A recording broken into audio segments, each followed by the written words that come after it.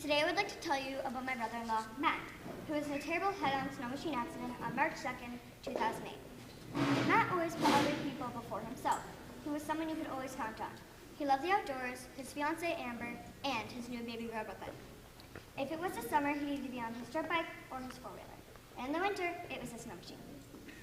Matt had a lot of exciting things coming up in his life, one being his wedding of September 13th, 2008, another being his new job at Steel. While we were on vacation, Matt stayed home and made some renovations in our home. He didn't want to be paid for it, so my mom and dad got him a new snow machine helmet instead. The next day, his life and everyone else's changed. Matt was heading home after a day of snow machining on March 2nd. He was going along the shore of St. Mark's Bay on Lake Superior. As he came to the point, he hit head-on with another snow machine. He flew off the snow machine and at first tried to stand up before collapsing to the ground. His friend raced to get help. He brought some paramedics and an ambulance to Matt and the other person. They got Matt stabilized and they took him to the hospital, where they figured it would be best to send him to Sudbury due to how bad his head injury was. The weather was getting worse. They weren't able to fly him, so they brought him by an ambulance to St. Joseph's Hospital in Sudbury. As soon as he arrived, Matt was put in a coma to prevent him from moving. 3 days later, we received the worst news. Matt was clinically brain dead. Everyone said their goodbyes, and the doctors waited for Matt's brother Jeff to arrive from Sault Ste. Marie before shutting off the machines. While waiting, Matt's pupils dilated, which shocked the doctors.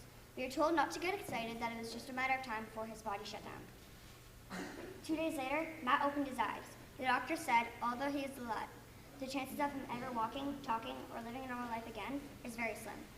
On March 18th, they tried to take out his breathing tube, but couldn't. They softly ended up having to do a tracheotomy. That way, they could get him out of bed. After another day or so in ICU, intensive care unit, Matt was moved to a regular ward, which was very exciting because I wasn't able to give him the card I'd made him. He was even able to talk because they put a cap on his tube in his neck. He was now able to walk a couple feet with help. He was very excited when the day came he could take the tube out. Although he had a lot of improvement, not everything was great. Matt needed a feeding tube for the next couple months along with a surgery to try to repair the damaged arm. The surgery did not work. After many days of physiotherapy, Matt has 10% use of his right arm.